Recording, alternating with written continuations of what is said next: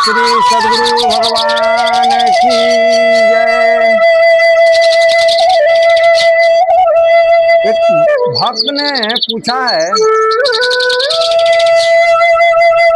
कि सनातन धर्म किसे कहते हैं।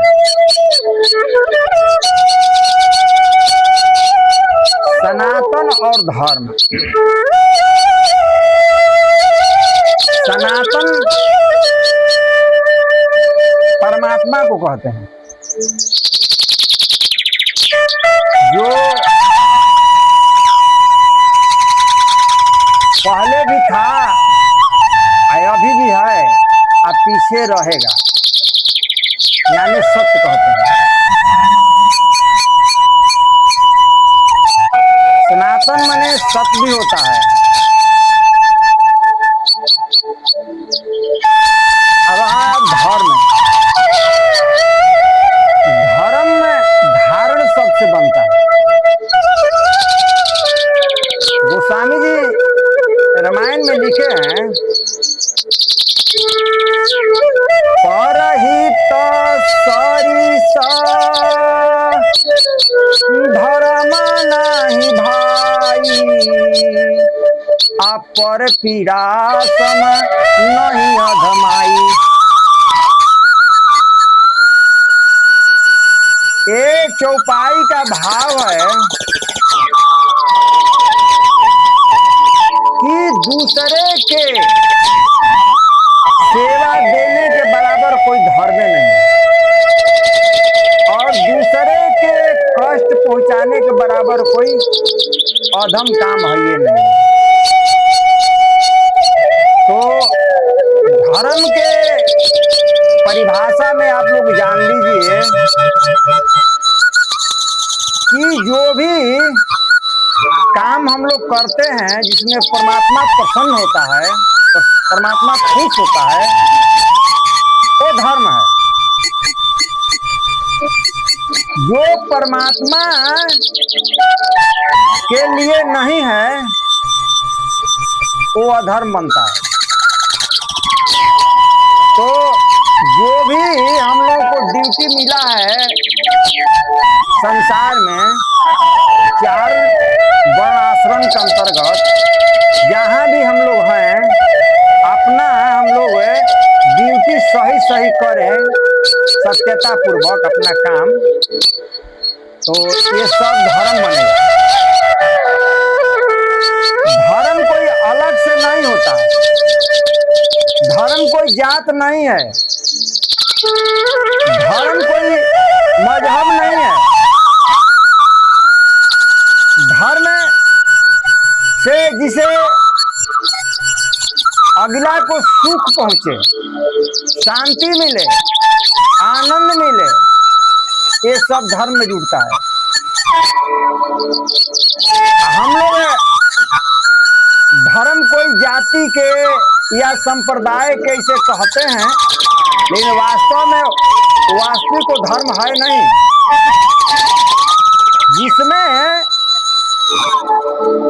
जो भी काम में परमात्मा खुश नहीं है, शास्त्र जैसे बता रहा है उस तरह से हम लोग यदि कोई भी कर्म करते हैं सब धर्म में जुड़ता है। इसलिए धारण शब्द बोला गया कि धारण से यानी अपने आप में उतारने से, आचरण में लाने से धर्म बनता है।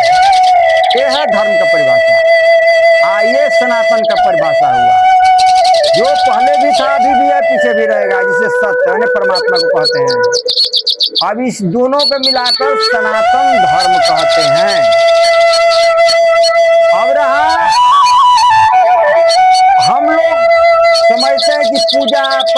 दान व्रत यही केवल धर्म कहलाता है, ऐसा बात नहीं है। धर्म हर कर्म में जुड़ा हुआ है। यदि अपना जो ड्यूटी कर्म जो मिला है करने के लिए यहाँ, चाहे गृहस्थ आश्रम हो या ब्रह्मचर्य आश्रम हो या वानप्रस्थ हो या संन्यास हो, जहाँ भी जो हो, या ब्राह्मण हो या क्षत्रिय हो या वैश्य हो या शूद्र हो, सब अपना अपना कर्म यदि सत्यता पूर्वक करता है तो यही धर्म है। हम लोग के यही नीति भी बताती है, नीति नियत सबसे है।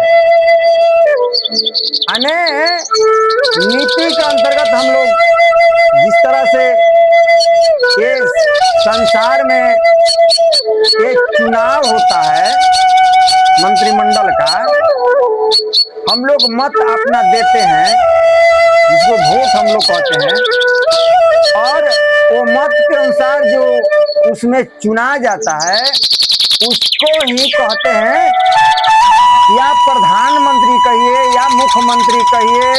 तो यहाँ मंत्री पद लगता है।